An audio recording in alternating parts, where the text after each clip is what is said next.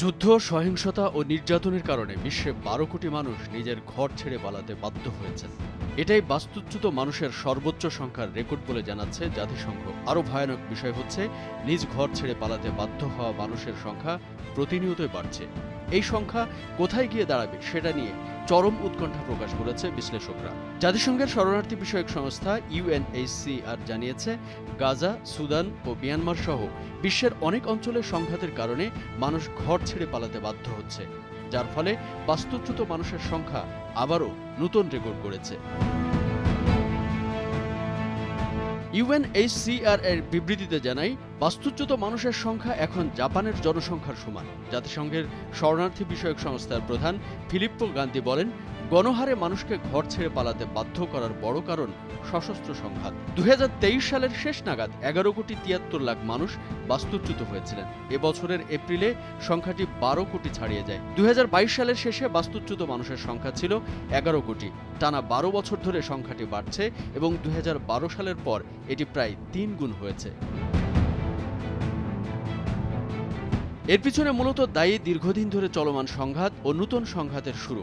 গ্রান্দি AFP-কে জানান, তিনি 8 বছর আগে এই পদে নিয়োগ পাওয়ার পর এসব তথ্য উপাত্ত বিশ্লেষণ করে স্তম্ভিত হয়ে পড়েন। তারপর থেকে সংখ্যাটি দ্বিগুণেরও বেশি বেড়েছে বলে জানান গ্রান্দি। এ বিষয়টিকে তিনি চলমান বৈশ্বিক ভয়াবহ পরিস্থিতির একটি নিদর্শন হিসেবেও অভিহিত করেন। গ্রান্দি আরও উল্লেখ করেন, সংঘাতের পাশাপাশি জলবায়ু পরিবর্তনের কারণেও অনেক মানুষ তাদের ঘর ছেড়ে চলে যেতে বাধ্য হয়েছেন। তিনি সাংবাদিকদের জানান, বাস্তুচ্যুতির কারণে গত বছর UNHCR 29 দেশে 43 বার জরুরি পরিস্থিতির ঘোষণা দেয়, যা কয়েক বছর আগের গড়ের চেয়ে 4 গুণ বেশি।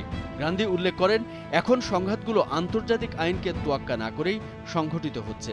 প্রায়ই এসব সংঘাতের উদ্দেশ্য থাকে মানুষকে আতঙ্কিত করা। নিঃসন্দেহে এসব সংঘাত মানুষকে ঘর ছেড়ে চলে যেতে বাধ্য করার বড় কারণ বলেও জানান তিনি। গ্রান্দি স্বীকার করেন, আগামীতেও চলতি ধারার পরিবর্তন আসার তেমন কোনো সম্ভাবনা নেই। আন্তর্জাতিক ভূ রাজনীতিতে নাটকীয় পরিবর্তন না এলে এই সংখ্যা বাড়তেই থাকবে বলেও মনে করেন তিনি। ওই প্রতিবেদনে বলা হয়েছে, 2023 সালে বাস্তুচ্যুত 11 কোটি 73 লাখ মানুষের মধ্যে 6 কোটি 83 লাখ মানুষ নিজ দেশেই এক অংশ থেকে অন্য অংশে চলে যেতে বাধ্য হয়েছেন।